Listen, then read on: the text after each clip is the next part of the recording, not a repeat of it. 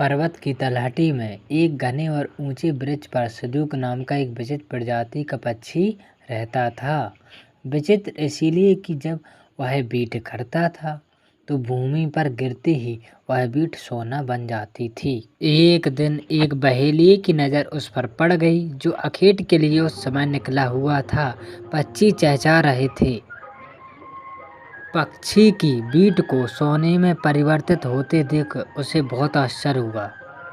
वह मन में विचार करने लगा, मेरी आयु 80 वर्ष हो चली, पर मैंने ऐसा पक्षी आज तक नहीं देखा। यह तो चमत्कारी है। किसी तरह से पकड़ सकूं तो यह मेरे लिए सोने की खान साबित हो सकता है। यह सोचकर बहेलिया दबे पांव वृक्ष पर चढ़ गया। पक्षी आराम से बैठा गुनगुना रहा था कि बहेलिया ने उस पर फंदा फेंका और वह जाल में फंस गया और नीचे गिर गया।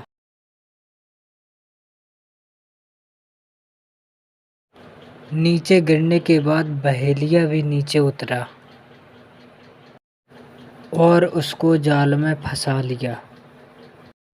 बहेलिया खुशी खुशी अपने घर आया और कुछ देर बाद अचानक उसे विचार आया कि यदि राजा को इस बात की खबर लग गई कि मेरे पास सोना देने वाला पक्षी है तो वह मुझे कारागार में डलवा देंगे।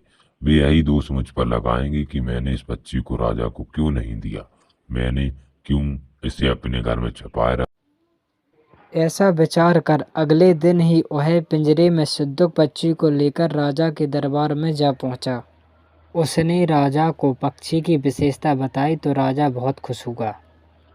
राजा ने उसको इनाम देकर पक्षी को रख लिया और बहेलिया वहां से चला गया।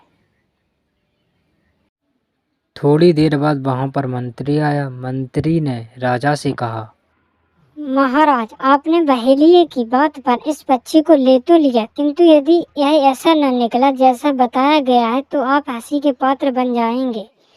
उचित यही रहेगा कि इस पक्षी को आजाद कर दिया जाए।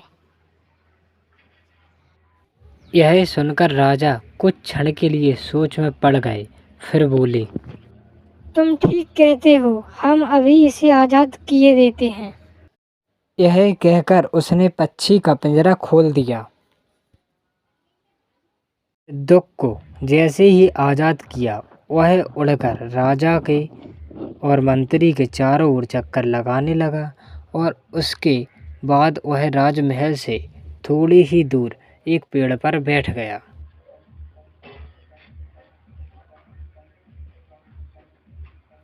और बीट कर दी। राजा शायद वहाँ सभी दरबारी उस समय आश्चर्य थे जब सिंदूक की बीट सोना बन गई। अब राजा को पश्चाताप होने लगा कि उसने पक्षी को आजाद क्यों किया। उधर पेड़ पर बैठे सिंदूक ने सोचा, पहला मूर्ख तो मैं था जो आसानी से बहेलिये के जाल में फंस गया। दूसरा मूर्ख बहेलिया निकला जिसने मेरी उपयुक्तता को जानते हुए भी मुझे राजा को सौंपा, और उससे भी बड़ा मूर्ख वह मंत्री था जिसने राजा को मुझे स्वतंत्र करने की सलाह दी।